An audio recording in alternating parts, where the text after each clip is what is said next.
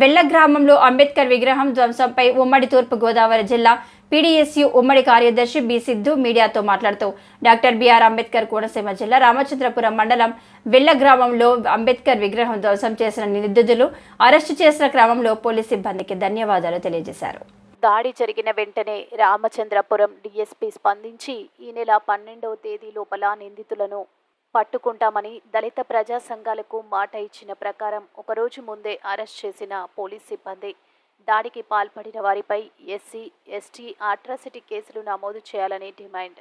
ఈ ఘటనపై సిఐటియు కార్యదర్శి నూకల బలరాం కాటే సుబ్రహ్మణ్యం మీడియాతో మాట్లాడుతూ రాజకీయ లబ్ధి కోసం రాజ్యాంగ నిర్మాత అంబేద్కర్ని వాడుకోకూడదని, ఇలాంటి దాడులు పునరావృతం కాకుండా చూడాలన్నారు.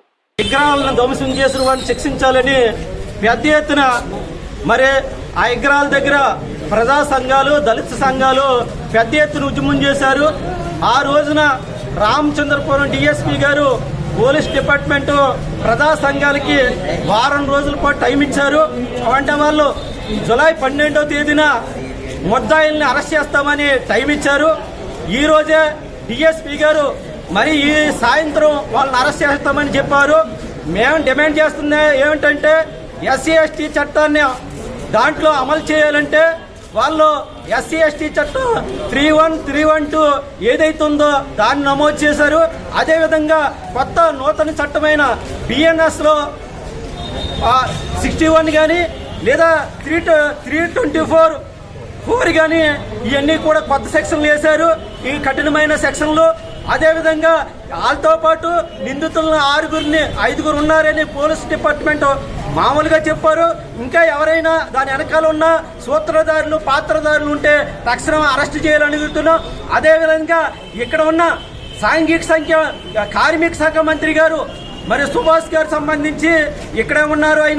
ఆయన అడుగుతున్నాం, వెంటనే ఎక్కడైతే అంబేద్కర్ విగ్రహాలు ధ్వంసం చేశారో అక్కడ కొత్త విగ్రహాల నిర్మాణం చేయాలని అడుగుతున్నాం. అదేవిధంగా ఈ నియోజకవర్గంలో రామచంద్రపురం నియోజకవర్గంలో అంబేద్కర్ విగ్రహాలకు రక్షణ లేదు, దళితుల రక్షణ లేదు కాబట్టి విగ్రహాలు ఎక్కడ ఉన్నాయో అక్కడ సీసీ కెమెరాలు ఏర్పాటు చేయాలని అడుగుతున్నాం.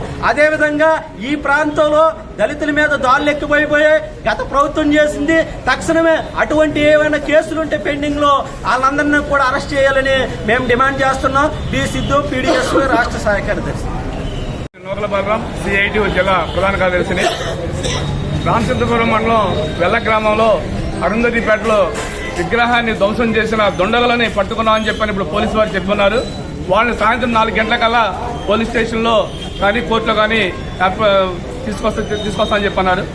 అయితే ఇక్కడ మేము డిమాండ్ చేసేది ఏంటంటే రాజకీయ నాయకులకి వారి గొడవలు ఉంటే వారు చూసుకోవాలి తప్ప, అంతేగాని డాక్టర్ బిఆర్ అంబేద్కర్ గారిని వీళ్ళందరూ ఉపయోగించుకుని ఆ యొక్క విగ్రహాలు ధ్వంసం చేయడం అన్నది చాలా ఘోరం.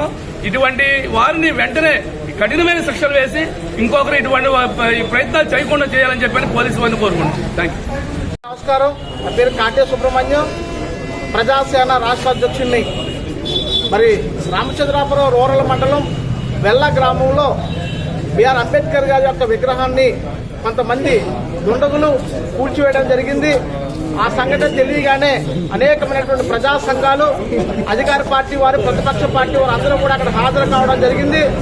మరి ఈ సంఘటన జరిగిన వెంటనే మరి పోలీసు వారు తక్షణమే స్పందించి మరి నేరస్తులను 10 రోజుల్లో మరి అరెస్ట్ చేస్తామని చెప్పారు.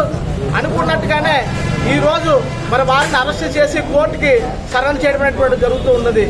ఖచ్చితంగా మేము చెప్పాం, అగ్రవర్ణాల వారు అయితే కనుక వారి మీద ఎస్సీ ఎస్టీ అట్రాసిటీ సెక్షన్ పెట్టాలని అడిగాం. డిఎస్పీ గారు మరి ఖచ్చితంగా వారి మీద ఎస్సీ ఎస్టీ అట్రాసిటీ సెక్షన్ వచ్చే విధంగా కూడా మరి వారు ఎస్సీ ఎస్టీ సెక్షన్ వేయడం జరిగింది. ఖచ్చితంగా మాకు ఎఫ్ఐఆర్ కాపీని కూడా డిఎస్పీ గారు ఈ రోజు మాకు చూపించడం కూడా జరిగిందండి. అంటే ఈ కేసును ఎంత త్వరగా పరిష్కారం అవడం ఖచ్చితంగా మీ అందరూ కూడా చాలా హర్షం వ్యక్తం చేస్తున్నాం. మొన్న అలాగే ఎర్రపోతవరం గ్రామంలో కూడా బిఆర్ అంబేద్కర్ గారి విగ్రహాన్ని చెప్పులు దండేసినప్పుడు పోలీసు వారు తక్షణమే స్పందించి అనుకున్నటువంటి సమయంలోపే మరి వారిని అరెస్ట్ చేయడం కూడా జరిగింది. దీనికి పూర్తి సహాయ సహకారం అందించినటువంటి మా రాష్ట్ర కార్మిక శాఖ మంత్రి వర్యులు శ్రీ వాసుశెట్టి సుభాష్ గారికి కూడా మా దళిత సంఘాలనే తరపున హృదయపూర్వక కృతజ్ఞతలు తెలియజేస్తాం.